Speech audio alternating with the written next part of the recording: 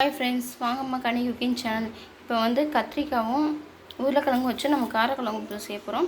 இப்போ 2 தக்காளி எடுத்து வச்சுருக்கேன், ஒரு வெங்காயம், 2 பச்சை மிளகா, ஒரு பொட்டேட்டோ, 2 பூண்டு, கருவேப்பிலை இல்லை 2 தான் இருந்துச்சு, கத்திரிக்காய் ஒரு 4.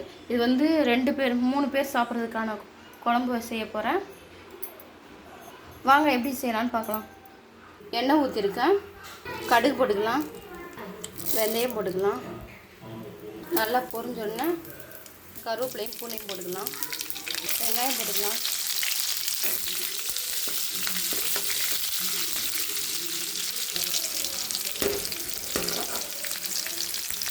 ரெண்டு பச்சை மிளகா, தக்காளி போட்டுக்கலாம், நல்லா வதக்கிக்கலாம்.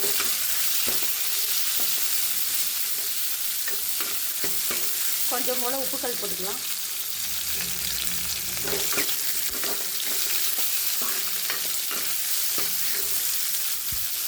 உருளைக்கிழங்கு போட்டுக்கலாம், கத்திரிக்காய் போட்டுக்கலாம், நல்லா வதக்கிக்கலாம்.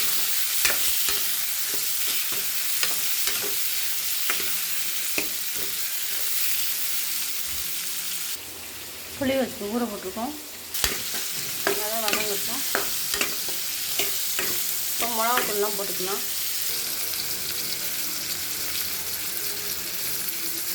நல்லா மிக்ஸ் பண்ணிக்கலாம்.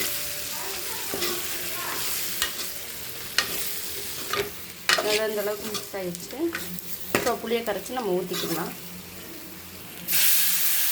புளியை கரைச்சி ஊற்றிருக்கோம். நல்லா கொதி வரட்டும், ஒரு 10 நிமிஷம் கொதிக்கட்டும்.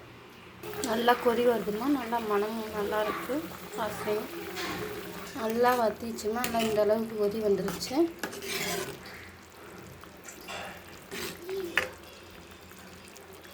நல்லா இந்த அளவுக்கு வச்சுமா கத்திரிக்காய்லாம் பொட்டேட்டோலாம் வெந்துருச்சுமா. இப்போ நமக்கு தேவையான கத்திரிக்காய் ஒரு பொட்டேட்டோ காரக்குழம்பு ரெடி. இந்த வீடியோ பிடிச்சிருந்தால் லைக் பண்ணுங்கள், ஷேர் பண்ணுங்கள், சப்ஸ்கிரைப் பண்ணுங்கள். கமெண்ட் பாக்ஸில் நீங்கள் எப்படி செய்வீங்கன்ட்டு ஷேர் பண்ணுங்கள்.